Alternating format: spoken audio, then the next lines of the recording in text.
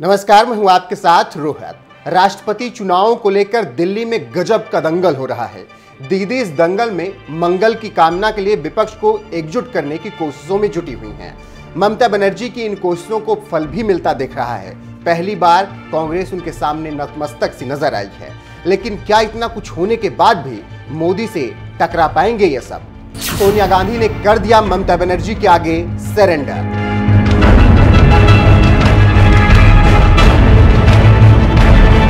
कांग्रेस ने कबूल कर ली दीदी की पावर। कांग्रेस और सोनिया गांधी के सरेंडर की तस्वीरें देख लीजिए। एक तरफ जयराम रमेश खड़े हैं, दूसरी तरफ मल्लिकार्जुन खड़गे हैं, तो तीसरी तरफ हैं रणदीप सिंह सुरजेवाला। सोनिया गांधी के ये तीनों सिपा सलार दीदी के बुलाने पर दिल्ली के कॉन्स्टिट्यूशनल क्लब में ऐसे दौड़े चले गए कि क्या कुछ कहने। सोनिया गांधी बीमार हैं, कोरोना से ग्रसित हैं। हालात देखकर तो यही लगता है कि सोनिया अगर ठीक होती तो वो भी दीदी के बुलावे पर जाने से इस बार खुद को रोक नहीं पाती। मुद्दा जरूर राष्ट्रपति चुनावों को लेकर विपक्ष को एकजुट करना है। राष्ट्रपति चुनाव में विपक्ष से कौन उम्मीदवार होगा, इन सवालों के जवाब के लिए ये बीड़ा पश्चिम बंगाल के मुख्यमंत्री ममता बनर्जी ने उठाया है। दीदी पश्चिम बंगाल जीतने के बाद से काफी एक्टिव हैं। उनकी नजरें अब दिल्ली पर जमी हुई हैं। ममता बनर्जी पिछले कई महीनों से विपक्ष को एकजुट करने की कोशिशों में लगातार लगी हैं और खुद टीएमसी ने अन्य राज्यों में जाकर चुनाव तक लड़ा है। इसी कड़ी में 22 विपक्षी दलों के नेताओं और मुख्यमंत्रियों तक को ममता बनर्जी ने चिट्ठी लिखकर 15 जून को बैठक में आने का न्योता भी भेजा था। इन चिट्ठियों के ससम्मान में दिल्ली की बैठक में करीब 15 पार्टियों के नेता पहुंचे।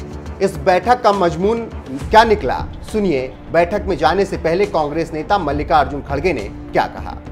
हमारा देखिए, वहाँ पर कहेंगे हम कुछ बातें, उससे पहले ही करना मुनासिब नहीं है।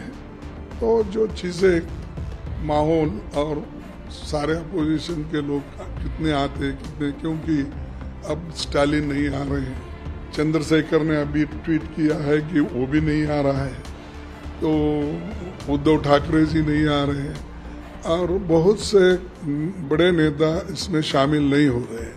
और सीपीएम येचुरी साहब शायद वो नहीं आएंगे, सीपीआई के भी कोई बड़े नेता। तो देखेंगे, वो माहौल देखेंगे और क्या चाहते हैं। हम तो ये चाहते हैं कि हम यूनिटी चाहते हैं और एक ही कैंडिडेट ऐसा हो जो सबको स्वीकार हो, जो एक्सेप्टेबिलिटी पे होगी और जो लोकतंत्र को बचाने के उसमें क्षमता होगी, संविधान को बचाने की, उसको रक्षा करने की क्षमता होगी। ऐसे ही एक कैंडिडेट को हम सब लोग ढूंढकर एक होकर उसको सपोर्ट करना चाहिए।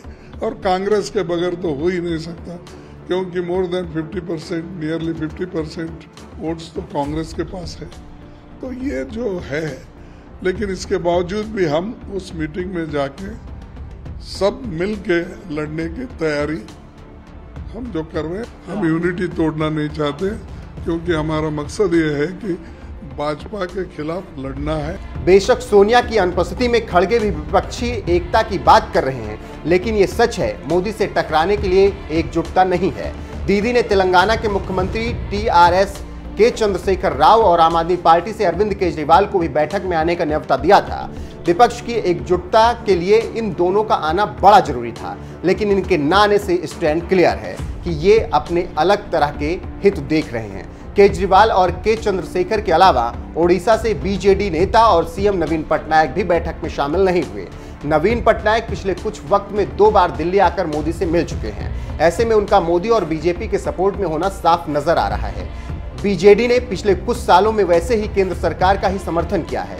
इसके अलावा अकाली दल के नेता भी इस बैठक से कन्नी काट गए। दीदी की इस बैठक से AIMIM चीफ असदुद्दीन ओवैसी भी आग बबूला हैं। ओवैसी ने कहा, मुझे इस बैठक में नहीं बुलाया गया और अगर टीएमसी बुलाती तो मैं जाता भी नहीं। अब जानिए इस बैठक में विपक्ष के कौन कौन से नेता पहुंचे। कांग्रेस के नेताओं के अलावा शरद पवार, महबूबा मुफ्ती, उमर अब्दुल्ला, अखिलेश यादव, कुमार स्वामी, प्रियंका चतुर्वेदी, मनोज झा, सुभाष देसाई, दीपांकर भट्टाचार्य आदि। हालांकि इस मीटिंग में राष्ट्रपति पद के उम्मीदवार पर एक राय बनना इसलिए भी मुश्किल रहा क्योंकि हर किसी के अपने क्षेत्रीय हित जुड़े हैं। शरद पवार के अलावा कोई भी ऐसा नेता नहीं है जिसकी स्वीकार्यता हो। पवार ने अपनी पावर से दीदी समेत समूचे विपक्ष को बैठक से पहले ही जोर का झटका दे दिया। पवार ने साफ कह दिया कि वो विपक्ष की तरफ से राष्ट्रपति पद के उम्मीदवार नहीं बनेंगे। दीदी की इस बैठक और विपक्ष की एकजुटता का मतलब सिर्फ राष्ट्रपति चुनाव ही नहीं, 2024 के लोकसभा चुनाव भी हैं। विपक्ष चाहता है बीजेपी विरोधी सभी पार्टियां एक साथ आएं और मोदी से टकराएं, क्योंकि 2014 और 2019 में अलग अलग प्रयोग और संयोग भी विपक्ष के काम नहीं आ सका।